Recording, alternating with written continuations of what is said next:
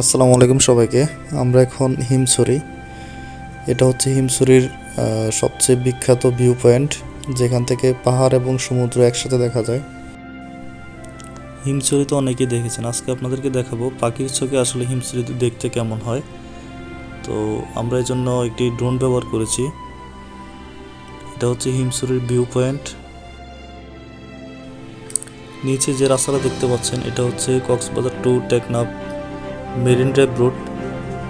আর হিমছড়ি পাহাড়ের উপর থেকে আসলে সমুদ্র দেখতে যেমন দেখায় সেই ভিউটাই এখন দেখা যাচ্ছে। যারা আসলে কখনোই হিমছড়ি আসেননি তাদেরকে পাহাড়ের উপর থেকে সমুদ্র দেখতে কেমন হয় সেটা আসলে বলে বোঝানো সম্ভব না। জাস্ট অসাধারণ, আপনার মন ছুঁয়ে যাওয়ার মতো একটা দৃশ্য। যদিও হিমছড়ি পাহাড়ে ওঠা অনেক কষ্টসাধ্য, এর জন্য রীতিমতো যুদ্ধ করা লাগে, অনেকগুলো সিঁড়ি পার হয়ে অনেক উপরে ওঠা লাগে। তো যারা অসুস্থ অথবা বৃদ্ধ তাদের না ওঠে ভালো। তো এখন বলি আসলে হিমছড়ি আপনারা কিভাবে আসবেন। তো আপনারা সবাই তো মোটামুটি কক্সবাজারে ঘুরতে আসেন, কক্সবাজার আসলে কখনোই হিমছড়ি মিস করা যাবে না।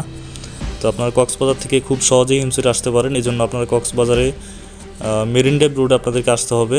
আপনারা অটো বা সিএনজি অথবা চাঁদের গাড়িতে করে হিমছড়িতে আসতে পারেন। হিমছড়ি হচ্ছে একমাত্র জায়গা যেখান থেকে আপনি পাহাড়ের উপর থেকে সমুদ্রে এত সুন্দর একটা ভিউ উপভোগ করতে পারবেন। এরকম পাহাড়ের উপর থেকে সমুদ্র দেখতে হলে আপনাকে অবশ্যই হিমছড়ি আসতে হবে। যদিও মেরিন ড্রাইভ রোডে অসংখ্য পাহাড় রয়েছে যেখান থেকে সমুদ্র দেখা যায়, কিন্তু সাধারণ পর্যটকদের জন্য সেখানে ওটা একদমই নিরাপদ নয়। তো আপনারা যদি সেফলি পাহাড়ের উপর থেকে সমুদ্র দেখতে চান তাহলে আমাদেরকে অবশ্যই হিমছড়ি পাহাড়ের উপর থেকে দেখতে হবে। এছাড়া আর অন্য কোনো পাহাড়ে ওঠার মতো ভালো রাস্তা নেই, এবং সেগুলা পর্যটকদের জন্য অনেক ঝুঁকিপূর্ণ। আপনারা যারা কক্সবাজার আসার জন্য প্ল্যান করছেন আপনাদের ভ্রমণ তালিকায় অবশ্যই হিমছড়ি রাখবেন, এখানে আসলে অবশ্যই আপনাদের ভালো লাগবে।